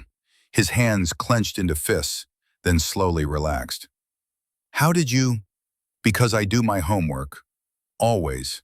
Sarah's voice softened slightly. "I also know that you've been carrying that guilt for 5 years, that you convinced yourself you were protecting her by pushing her out of the program, that you've been failing other women ever since because you can't face what you did to your own daughter." Cartwright sank into his chair like a puppet with cut strings. "Anne was brilliant, top of her class at Annapolis. She would have been a great officer." His voice cracked. "But I was afraid she'd get hurt, afraid she'd die like the others I'd seen die. So I made sure she failed, found technicalities, invented deficiencies that didn't exist. And when she found out, she called me a coward, said I'd betrayed everything the uniform stood for, said she couldn't live in a world where her own father didn't believe in her." Tears ran down Cartwright's weathered face. "She was right about all of it, and I killed her as surely as if I'd pulled the trigger myself." Sarah pulled a chair close and sat down, not judging, not condemning, just listening. "Master Sergeant, I'm going to tell you something that Emma Callahan needs to hear from you, not from me. She's earned her brown belt twice over. You know it. I know it. Every Marine in that gym knows it. Tomorrow when she tests again, you're going to pass her. Not because I'm ordering you to, but because it's the right thing to do." Blackwell will. Blackwell is going to have bigger problems than one corporal's promotion. Sarah pulled out her phone and showed him a photo of the documents Winters had given her. In 6 weeks, I'm testifying before the Senate Armed Services Committee. I'm going to present evidence that Lawrence Blackwell has been taking bribes to sabotage female special operations candidates for 30 years. That he's responsible for at least 8 deaths, including my mother's. Cartwright stared at the phone. Jesus Christ, if you present that, he'll come after you with everything he's got. Let him come. I beat 8 of your Marines in 14 minutes. I can handle 1 corrupt bureaucrat. Sarah leaned forward. But I need allies. People who'll testify to what they've seen. People who'll confirm the pattern of sabotage and intimidation. People who'll stand up and say, enough is enough. You want me to testify. I want you to tell the truth about Anne, about the women you failed on Blackwell's orders, about the system that's been killing capable people to protect corporate profits. Sarah met his eyes. Your daughter died believing you were a coward. Don't let her be right. Cartwright was silent for a long moment. Then he straightened in his chair, his jaw setting with something that might have been determination, or might have been the last shreds of his self-respect asserting themselves. I'll testify. I'll tell them everything. About Anne, about the orders I received, about the women I failed. He paused. And tomorrow, Emma Callahan gets her brown belt. No technicalities, no invented deficiencies. She's earned it. The next morning, the entire unit assembled to watch Emma's evaluation. Sarah had insisted on it being public, transparent, no room for Cartwright to back out or manufacture another excuse. Emma fought 3 opponents. First, Corporal Kowalski, 6'4", 240 pounds of muscle. She survived the full 2 minutes using the techniques Sarah had taught, making him work for every inch of mat space, landing clean combinations that showed skill rather than power. Second opponent was Sergeant Morrison, faster and more technical. Emma adapted mid-fight, switching strategies when Morrison adjusted to her patterns. It was beautiful to watch, a fighter thinking in real time, solving problems as they emerged. Third opponent was Master Sergeant Cartwright himself. The gym went silent when he stepped onto the mat. Emma's face showed uncertainty for the first time. This was the man who'd failed her twice before. The man who'd held her back for reasons that had nothing to do with her capability. Fight. Cartwright came in hard, aggressive, trying to overwhelm her immediately, testing her, pushing her, demanding that she prove beyond any shadow of doubt that she belonged. Emma met his aggression with technique, slipped his strikes, countered with precision, made him miss, made him work, made him see what his daughter might have become if he'd believed in her instead of doubting her. At the 90-second mark, Cartwright shot for a takedown. Desperation move, last attempt to find a reason to fail her. Emma sprawled perfectly, caught him in a guillotine choke that Griffin himself would have applauded. Cartwright's face went red, then purple. His hands slapped the mat once, twice, 3 times. Emma released immediately and rolled away, breathing hard, staring at Cartwright with an expression that demanded acknowledgement. He stood slowly, walked to the center of the mat where the evaluation panel waited. 3 judges. All of them had watched Emma fail twice before, all of them wondering if this time would be different. Corporal Emma Callahan, Cartwright's voice carried across the silent gym. That was the best technical fighting I've seen from a candidate in 15 years. You didn't just meet the standard, you exceeded it substantially. He paused, and Sarah could see him wrestling with demons she couldn't imagine. You pass, unanimously, with honors.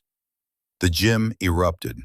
Marines who doubted Emma, who dismissed her as too small or too weak, were suddenly on their feet cheering. Holbrook was shouting encouragement. Maddox was grinning like he'd won the fight himself. But Sarah watched Cartwright, watched him stand apart from the celebration, his face working through emotions that had been buried for 5 years. Emma approached him slowly, extended her hand. "Thank you, Master Sergeant." Cartwright didn't take her hand. Instead, he did something Sarah hadn't expected. He saluted her. Full military salute, the kind reserved for officers or moments of profound respect. "No, Corporal, thank you. You just taught this old sergeant something about courage." His voice broke. "My daughter Anne would have been proud to serve with you. I'm sorry I never gave her that chance."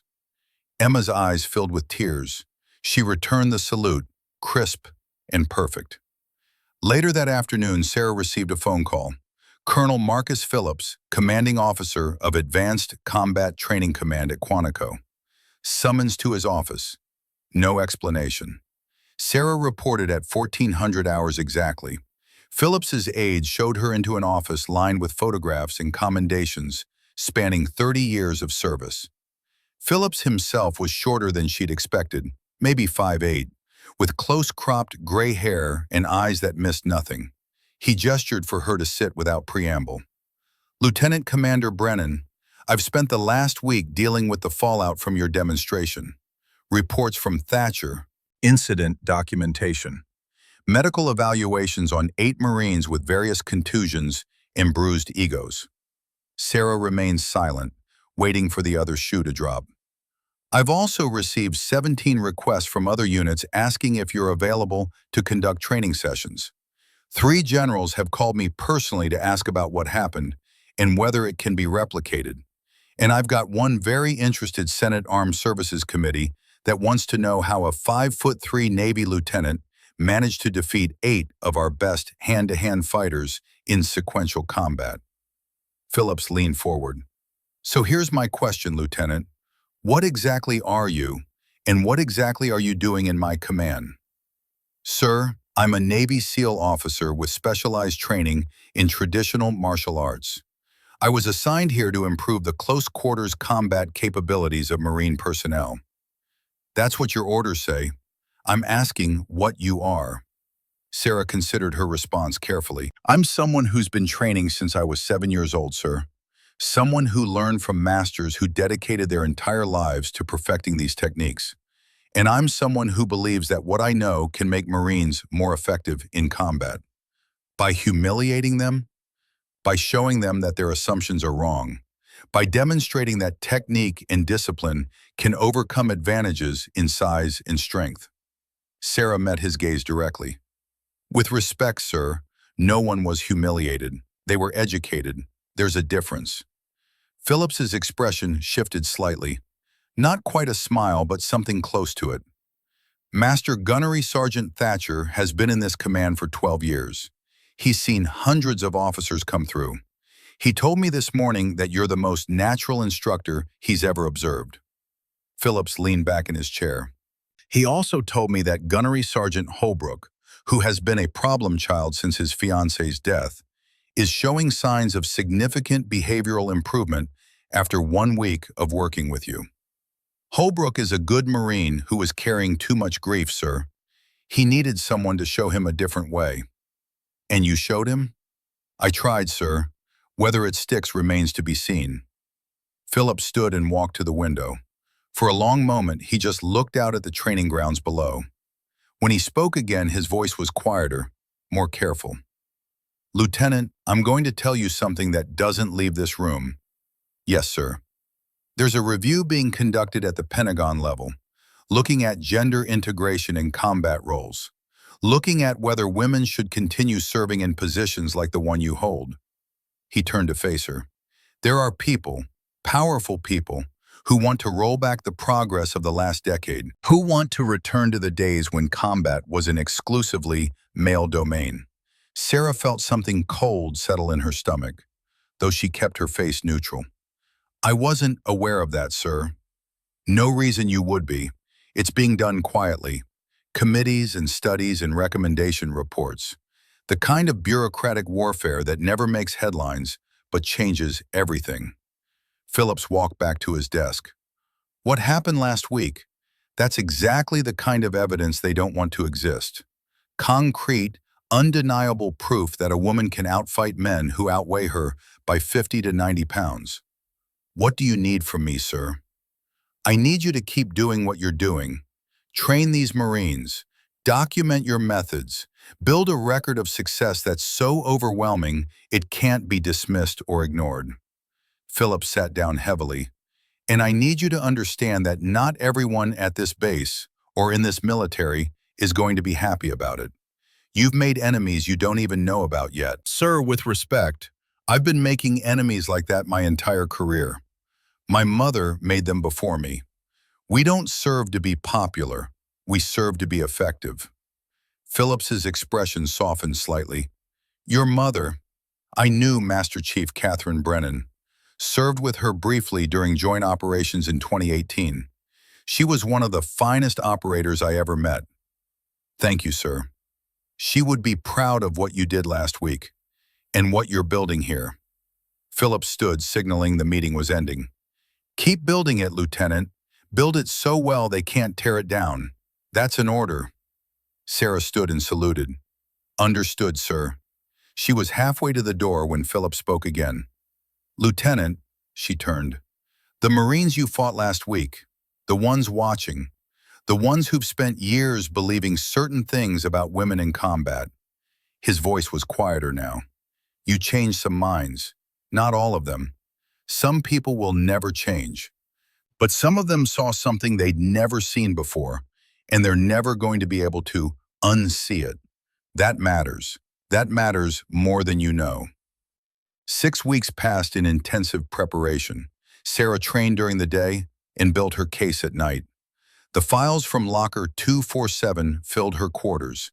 Decades of evidence meticulously organized by her mother. Financial records showing bribes, mission reports proving sabotage, death certificates with altered autopsy findings, witness statements from operators who'd seen women fail because equipment was deliberately defective or training protocols were rigged. At the center of everything, Lawrence Blackwell, Junior Defense Liaison in 1992, Senior Analyst in 2001, Assistant Undersecretary in 2010, Undersecretary of Defense for Personnel in 2020. A 32-year career built on ensuring that women never succeeded in combat roles. Holbrook helped without being asked. His transformation was complete. He'd become Sarah's most vocal advocate, speaking at other bases about what he'd learned, mentoring young Marines who still harbored doubts about female capabilities. Maddox had started a support group for Marines dealing with combat-related grief. He spoke openly about Rachel now, about how he dishonored her memory by trying to tear down women like her. Emma helped him run the group. They made an unlikely team, the brother who'd lost his sister and the woman who reminded him that his sister's sacrifice had meaning. Even Cartwright had changed. He'd reached out to surviving family members of the women he'd failed over the years, apologized, tried to make amends where amends were possible. His daughter was gone. Nothing could change that, but he could prevent other fathers from making the same mistakes. The night before the Senate hearing, Sarah visited Arlington one final time. She stood at her mother's grave as the sun set, painting the sky in shades of red and gold that reminded her of blood and fire. "Tomorrow I finish what you started, Mom," she whispered. "Tomorrow they answer for what they did to you, to all of you." She placed Admiral Winters' Navy Cross at the base of the headstone. Winters had died 2 weeks earlier, surrounded by the 3 surviving Valkyrie operators. Her final words had been instructions for Sarah. "Make them pay. Make them remember. Make sure we didn't die for nothing." Sarah intended to honor all 3 requests. The Senate Armed Services Committee hearing room was packed when Sarah arrived. Media filled the back rows. Military brass in dress uniforms lined the walls. And at the witness table, looking confident and composed, sat Undersecretary Lawrence Blackwell. He was 58 years old, silver-haired and distinguished, with the kind of face that inspired trust. A man who'd spent 3 decades cultivating relationships, building power, ensuring that his version of reality was the only one that mattered. Sarah took her seat at the opposite end of the witness table. She was in dress whites, her seal trident gleaming. Her mother's Navy Cross, borrowed from Winters, who'd been awarded it posthumously along with Catherine, rested over her heart where regulations didn't technically allow it. Let them object. Let them try to make her remove it. She'd welcome that fight. The committee chairman, Senator Patricia Morrison from Virginia, called the hearing to order. We're here today to review policies regarding gender integration in combat roles. Our first witness is Undersecretary Lawrence Blackwell, who has prepared testimony regarding effectiveness metrics. Blackwell stood, adjusted his microphone, smiled that confident smile that said he owned this room and everyone in it. Thank you, Madam Chairman. Over the past 30 years, my office has conducted extensive research into combat effectiveness across gender lines. Our findings are clear. Mixed-gender combat units show decreased effectiveness in high-stress scenarios. Response times are slower. Unit cohesion suffers. Mission success rates decline. He produced charts and graphs, data that looked impressive if you didn't know how it had been collected. Statistics that told the story Blackwell wanted told. Based on this data, my recommendation is that we restrict combat roles to male personnel, not because women lack courage or commitment, but because the physical realities of combat operations create unavoidable challenges that decrease overall effectiveness. He sat down, looked pleased with himself. Senator Morrison turned to Sarah. Lieutenant Commander Brennan, you've requested to testify in response to Undersecretary Blackwell's statements. Sarah stood. No notes, no charts, just her and the truth. Madam Chairman, members of the committee, 6 weeks ago at Quantico, I fought 8 Marines in sequential combat. 2-minute rounds, full contact, no breaks. I won all 8 fights. She produced video footage on the screens behind her. The fights played in fast motion, 14 minutes compressed to 3. The room watched in silence as she systematically defeated men twice her size. These Marines are among the best fighters on the East Coast. They outweighed me by an average of 80 pounds. They had reach advantages ranging from 6 to 12 inches. By every physical metric that Undersecretary Blackwell's research emphasizes, I should have lost. I didn't lose because physical metrics aren't the whole story. She switched to training footage. Emma's brown belt evaluation. Footage of female Marines excelling in exercises that Blackwell's data said they should fail. Undersecretary Blackwell's research has a fundamental flaw. It measures outcomes without examining why those outcomes occurred. Let me show you why. She produced the first document, a 1992 memo from Blackwell recommending that Project Valkyrie be classified. In 1992, 12 female operators completed a program that proved women could succeed at the highest levels of special operations. 94% mission success rate over 3 years. Undersecretary Blackwell recommended this program be classified for national security reasons. The real reason was financial. She displayed bank records. $2.3 million in consulting fees from defense contractors who stood to lose billions if women proved they could do this job. Boeing, Lockheed Martin, Raytheon, all 3 paid Undersecretary Blackwell to make evidence of female success disappear. The room erupted. Blackwell shot to his feet, his face red. This is outrageous. These documents are fabrications. I demand. You demand? Sarah's voice cut through his bluster like a blade. You demand nothing, Mr. Blackwell. My mother demanded justice. Master Chief Catherine Brennan. She died in Syria in 2020 while gathering evidence to expose what you'd done. She died because someone leaked her team's route to hostile forces. She died because you needed her silenced. She displayed Catherine's final mission report, her mother's handwriting, her mother's words, documentation of everything that had gone wrong with that final deployment. My mother knew she was being sent into an ambush. She deployed anyway because she couldn't abandon her teammates. She saved 11 American lives before she died. The Navy Cross they awarded her posthumously isn't in dispute, Mr. Blackwell. The only question is whether you're going to answer for her murder. Murder? Blackwell's composure was cracking. You can't possibly prove. I can prove all of it. Sarah displayed more documents. 4 other Valkyrie operators died between 1993 and 2019. All ruled accidents, training mishaps, equipment failures. I have evidence that every single death was sabotage. She looked directly at Blackwell. You've been killing women for 30 years to protect your career and corporate profits. Today that ends. The chairman's gavel came down. Order! Lieutenant Commander, these are serious allegations. Do you have concrete proof? I have 30 years of proof, Madam Chairman. Financial records, mission reports, witness testimony. Sarah gestured to the gallery. And I have witnesses willing to testify. Holbrook stood in the gallery. Gunnery Sergeant Marcus Holbrook, United States Marine Corps. I was taught to blame women for my fiancé's death. Lieutenant Commander Brennan showed me that my fiancé died because of sabotaged equipment, not gender. The maintenance officer who signed off on that equipment works for Under Secretary Blackwell. Cartwright stood. Master Sergeant Vincent Cartwright. I was ordered by Under Secretary Blackwell to fail female candidates regardless of their qualifications.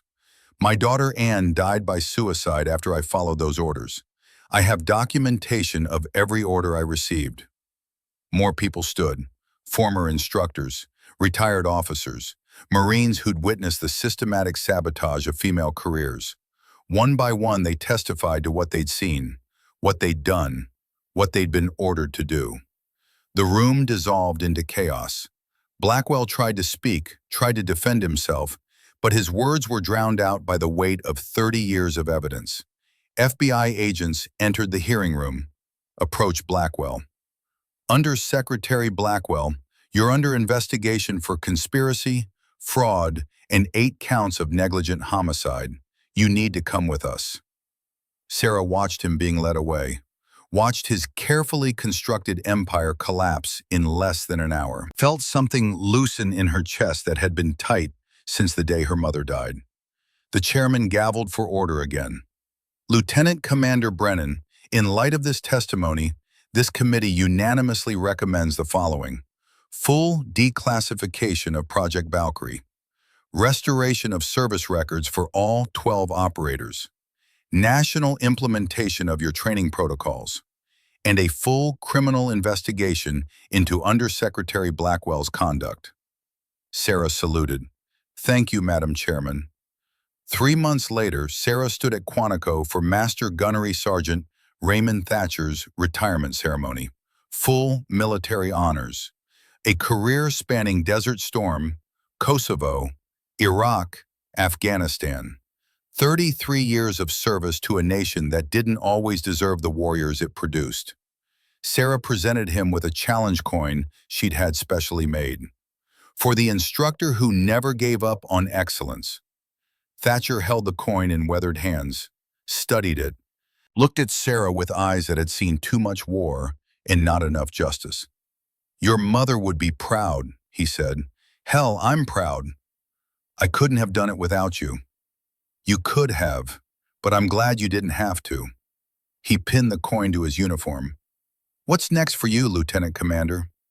Director of Advanced Combat Training for the Department of Defense. Effective next month, I'll be implementing new protocols across all branches. And Holbrook? Master Sergeant Holbrook will be my deputy. He's earned it. That evening, Sarah returned to Arlington one final time, placed a folded American flag at her mother's headstone, the flag from Winters's funeral, bequeathed to Sarah in her will. We finished it, Mom, she whispered. Valkyrie is public. The women are remembered. Blackwell is facing trial. Everything you worked for, it's done. She traced her mother's name on the marble, thought about all the conversations they'd never have, all the victories Catherine would never see, all the changes that had come too late to save her, but might save countless others. A young woman approached hesitantly. Teenage girl, maybe 16, wearing civilian clothes but carrying herself like military family. Excuse me, ma'am, are you Lieutenant Commander Brennan? I am. My name is Sophie Thatcher. Master Gunnery Sergeant Thatcher's granddaughter. He said you trained the best warriors he'd ever seen. The girl's eyes were bright with determination. I want to be a SEAL. Can you tell me how? Sarah looked at this girl, this future warrior, and saw herself at 16, saw her mother at 16, saw all the women who'd fought and bled and died to create a world where a teenage girl could dream of becoming a special operations soldier without anyone telling her it was impossible. Let me tell you about a woman named Catherine Brennan, Sarah said. She taught me that strength isn't measured in pounds or inches. It's measured in will, skill, and heart. If you've got those three things, everything else is just details.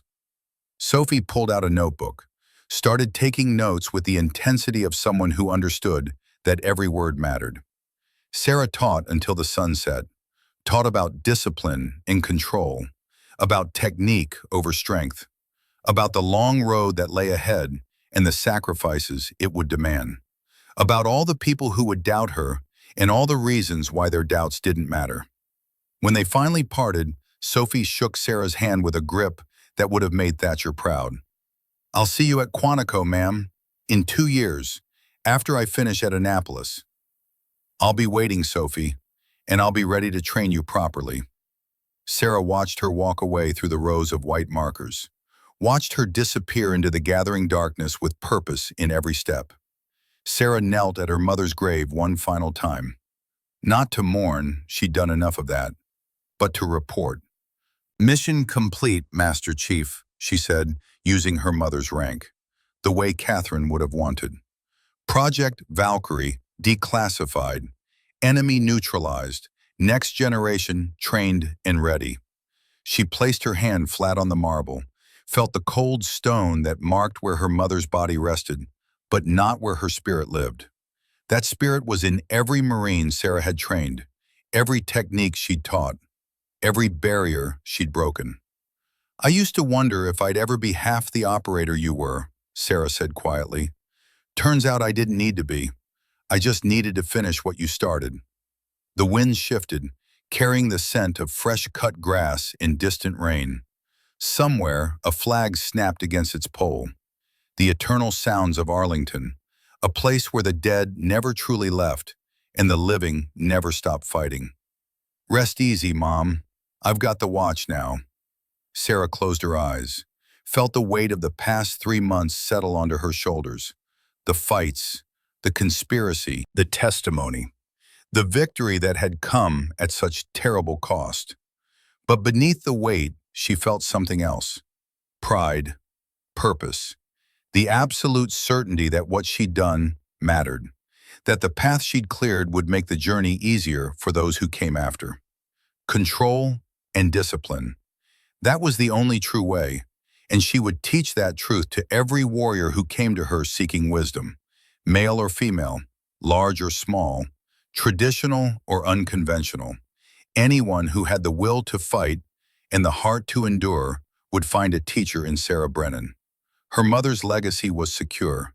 Valkyrie would be remembered, and the next generation of warriors would stand on the foundation that Catherine and Sarah had built together across 2 lifetimes of service.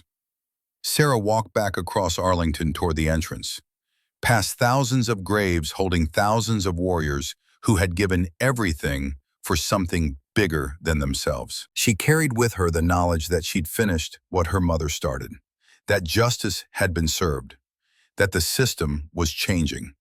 Tomorrow would bring new challenges, new students to train, new battles to fight. But tonight, in the quiet peace of Arlington National Cemetery, Sarah Brennan allowed herself to feel what she rarely permitted: satisfaction. 8 rounds had started it, a Senate hearing had finished it, and somewhere between those 2 moments, a daughter had honored her mother's sacrifice by refusing to let it be forgotten. The stars emerged overhead, cold and distant and eternal. Sarah looked up at them and thought about all the warriors who had looked at those same stars throughout history, all the people who had fought for what they believed in, all the ones who had died so that others might live free.